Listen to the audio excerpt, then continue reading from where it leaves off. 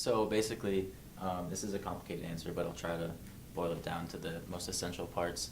In 7th grade, I got my first guitar, and that was what definitely got me interested in music, and it was sort of like a constant in my life that I could always go back to. I was really interested in that area of YouTube, like doing YouTube tutorials, so I did the same thing, and I got a decent, like, small following in the years I did in high school, and then through that endeavor, I got reached out to by a producer in LA who I ended up working with, or have worked with for the past few years now. She is a sound designer and music producer who works in LA, and she just messaged me on YouTube, and I was like 14 or 15 at the time, and she just offered, she offered to work with me on movie trailers, essentially. It's hard to know exactly what is used, but I have some sort of sound in trailers, like Pacific Rim being one of them, The Call, which is like a thriller that came out 2 years ago now, almost,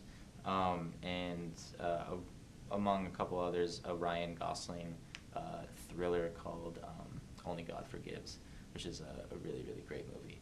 Like, for fun, I make electronic music under the name Baeza.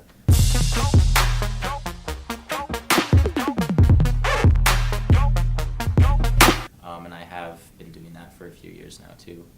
Yeah, it's definitely what I love to do, is sort of split my time between the sound design and the music stuff.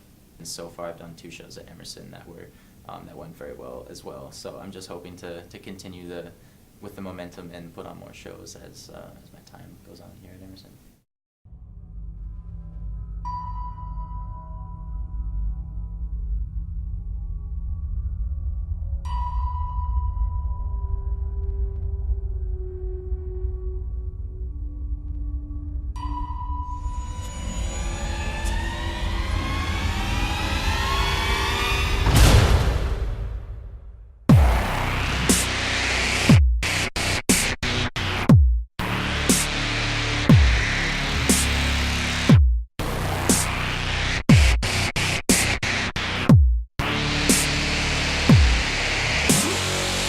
I think performing, well, I mean, the reason I perform is because when I sit behind a computer and, like, produce music and put it on the internet, or I do the sound design work that I've been lucky enough to do in the past few years, it's very disconnected from people. The reason I prefer sometimes performing shows to doing just producing and putting music out on the internet is because I get to, like, react to the crowd and they react to me, so it's a really, like, symbiotic relationship.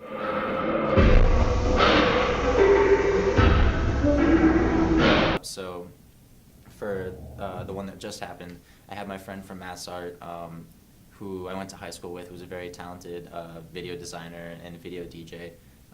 He came in and did live video DJing to my entire set.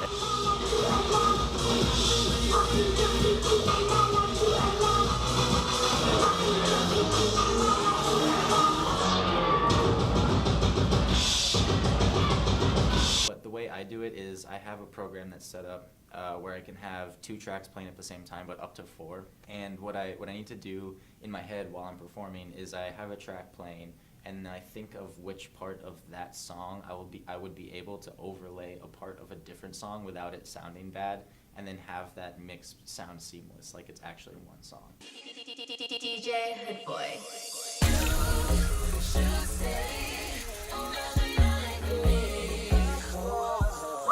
So that's what I'm doing a lot of the time when I'm just, like, looking at my computer, back to my mixer at my computer.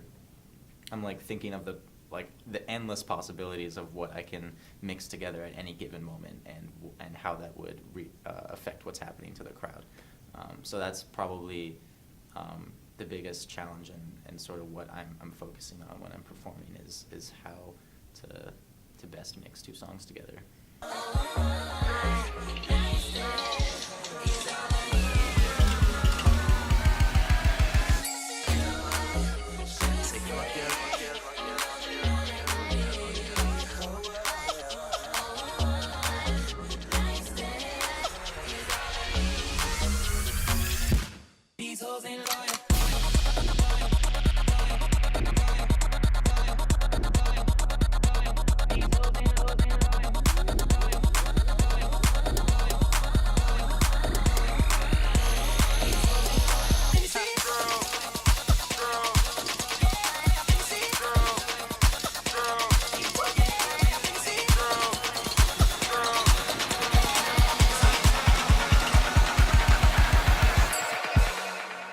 Yeah, every show I play, there's like a couple memorable moments that definitely stand out in my memory, and then the one like the memory of like the people that were there when I talked to them after. But this year there were a couple when I when I was setting up for the show, I knew ahead of time that my mom and her boyfriend were going to be there, so she texted me to make sure that I played a song and dedicated it to her.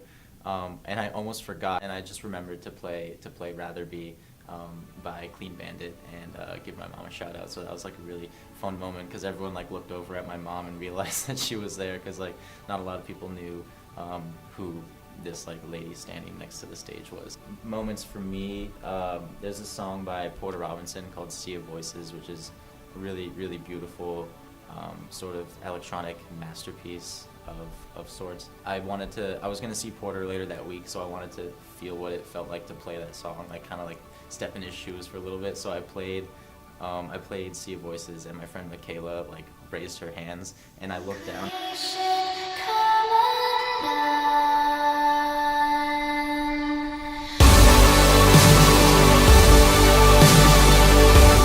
I looked back up, and everyone had their hands up, and it was really quite like a chilling moment. Like it gave me goosebumps, like looking out there and seeing everyone like with their hands up. Like some people had their eyes closed, just like swaying, and listening to the music and sort of feeling the good vibes.